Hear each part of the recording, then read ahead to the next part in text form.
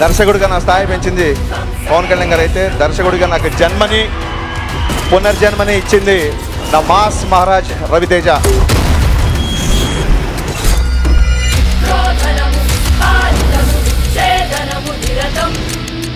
ఇప్పుడే కాదు ఎప్పుడు నా వెనుకున్నాడు. లవ్ యూ అన్నయ్య. చాలా మందికి తెలుసు, ఒక నేనే కాదు, వైట్ల సీను, బోయపాటి సీను, మల్లేని గోపీచంద్, బాబీ, హరీష్ శంకర్, రేపొద్దున టైగర్ నాగేశ్వరరావు, డైరెక్టర్ వంశీ, ఇలా చెప్పుకుంటూ పోతే లిస్ట్ ఎండ్ అవ్వదు. ఆయనకి అమ్మా నాన్న తమిళమ్మ అంటే నాకు అమ్మా నాన్న రవితేజ. సో ఆయన ఎప్పుడు ఫైర్ వెలిగిపోతూనే ఉంటాడు. ఇకపోతే ఏ డైరెక్టర్ వచ్చినైనా ఆ ఫైర్ ని ఎట్టా వాడుకుంటాడు అనేదే మ్యాటర్. 1000 వాళ్ళ వేస్తే 1000, 2000 వేస్తే 2000, 5000 వేస్తే 5000. జస్ట్ ఆ ఫైర్ ని ఎవడైతే వాడుకుంటాడో ఆ సినిమాలు అలాగే బ్లాస్ట్ అవుతాయి.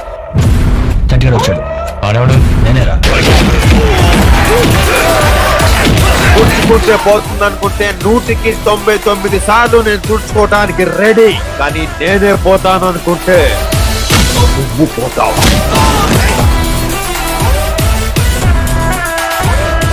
ఇప్పుడున్న డైరెక్టర్స్ ని చాలా మంది హీరోస్ నమ్మట్లేదు. అలాంటిది రైటర్ స్థాయిలో ఉన్న నన్ను ఆ పొజిషన్ లోనే వీళ్ళు డైరెక్ట్ చేయగలరు అని పిక్ చేసిన వ్యక్తి ఆయన. సో ఆ క్రెడిట్ అంతా రవితేజ గారికి.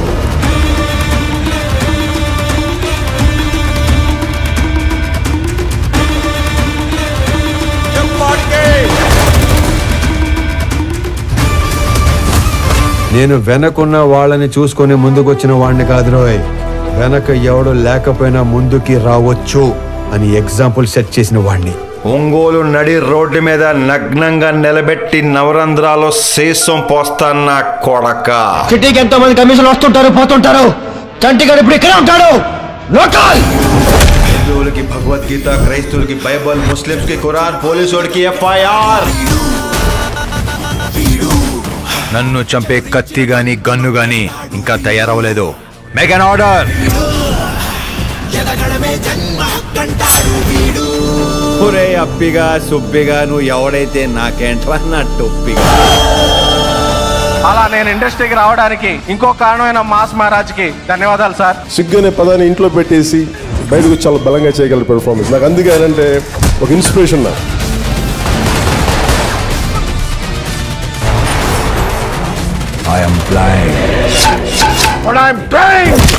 బేసిక్ గా నా వాయిస్ కి బేస్ ఎక్కువ, చేతికి దురద ఎక్కువ, టోటల్ గా ఈ బాడీకి బలుపు ఎక్కువ.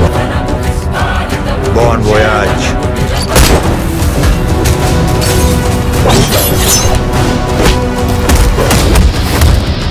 వైజాగ్ లో గట్టి ఏటగాడు లేడని ఒక పులి పూనకాలతో ఊగుతుందట.